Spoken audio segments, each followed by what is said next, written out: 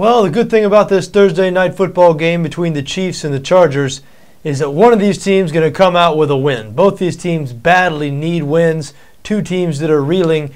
The Chiefs at 1-6, the Chargers at 3-4, but losers of 3 straight, and right now looking about as bad as any team in the league. San Diego is installed as a 9.5-point favorite in this game on BETDAQ, 42.5 as a total. And it seems like a big number for the Chargers to be laying right now, considering the way they've been playing over the last couple of weeks, until you take a little closer look at the Kansas City Chiefs.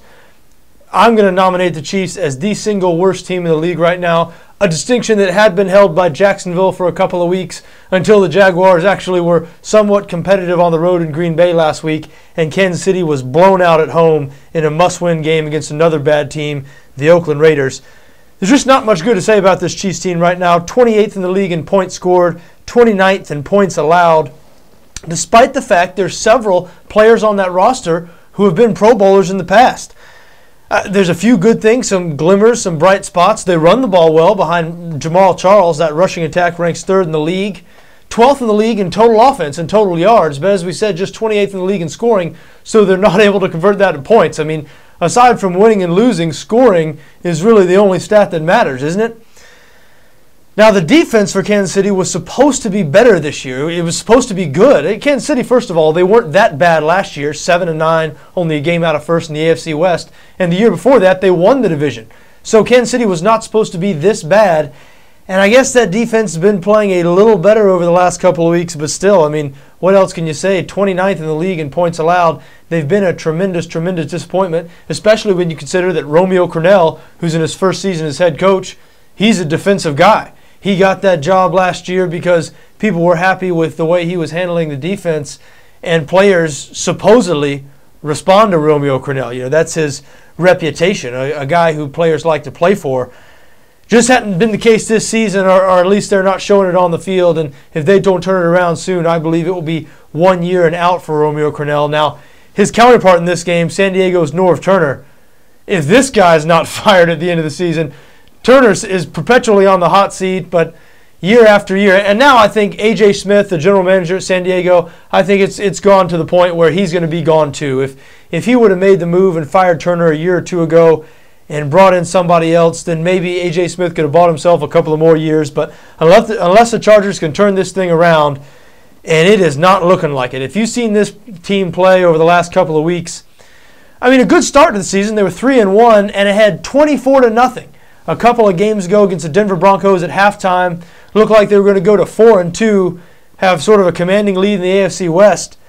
But they melted down in the second half of that game, and then last week losing 7-6 on the road to the Cleveland Browns.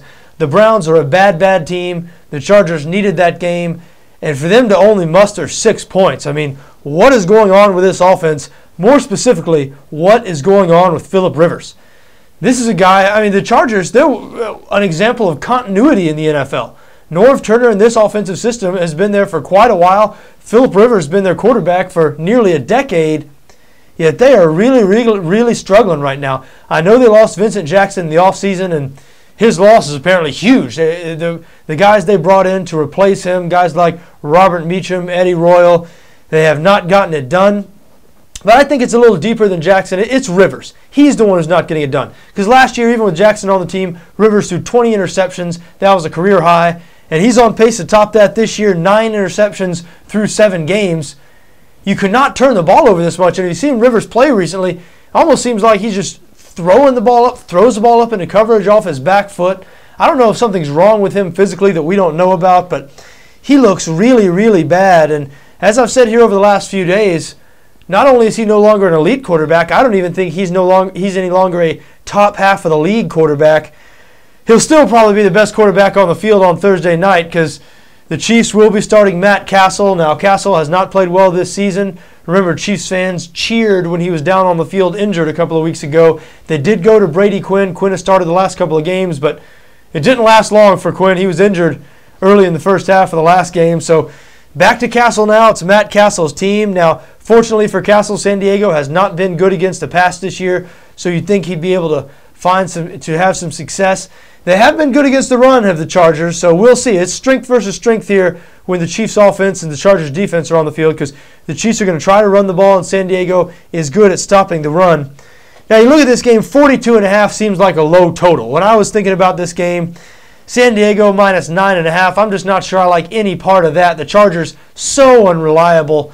The Broncos game aside, that Cleveland game last week, they were a suspicious short favorite against Cleveland. You'd have thought San Diego was a better team than Cleveland. That line was anywhere from 1 to 3 all week. And we talked about during the course of the week, it was a suspicious line. And sure enough, Cleveland ended up winning that game. So tough to trust the Chargers and give 9.5 points right now. That being said, sure seems like the Chargers should take out some frustration on the worst team in the league in the Kansas City Chiefs. But not sure I like any part of the handicap. But I looked at the total in this game. 42.5 the total on BETDAQ right now. That seems low. Neither one of these teams has been good on defense this season. Of course, neither one of these teams has been very good on offense, but they both do certain things fairly well on offense. We mentioned the Chiefs third in the league in rushing offense. And the Chargers, I guess this year they haven't done much of anything well on offense, but if Phillip Rivers is ever going to get it together, if that offense is ever going to start clicking, it would be against this Chiefs defense at home, you would think. Thursday night, prime time, a good situation for the Chargers offense. And 42.5 is, again, a low total. So I was ready to go with the over in this game and strongly recommend an overplay in this game until I looked a little deeper. Kansas City, not only do they play a lot of under football, period, but whenever they have a division game against a fellow AFC West team, they almost always go under. Their last 11 games against AFC West teams, the under is 10-1 in those games. So certainly, division teams, they play each other twice a year. There's certain familiarity there. These teams know each other. And so you'd think, I guess, the defenses have figured the other offenses out, or maybe just every other team in the AFC West has figured this Chiefs offense out. They were, 9-1 in their last 10. The under was 9-1 in the Chiefs' last 10 division games going into last week. And again, in last week's game with the Raiders, the under came in again. So that's a strong trend right there, and the under is 4-1 in the last 5 meetings between these two teams. Still, I look at this game, and if one of those trends are ever going to be broken, this seems like a good spot for it. Two bad defenses, a showcase-type game Thursday night, so you think the players are going to be up, I guess, on both sides of the ball. But I look at Phillip Rivers, his interception problems, his turnover problems, and while that does hamper San Diego scoring points, that also makes it more likely that Kansas City is going to get some easy points. So despite the trends pointing in the other direction, and it does give me puts a little fear into me, no doubt, seeing those trends. But despite that, I do have a lean towards the over in this game, and I do expect the Chargers to win the game. Though them winning by more than 9.5, them winning big, it's hard for me to trust this team with that right now. That's the best I got for you for an ugly game here on Thursday night.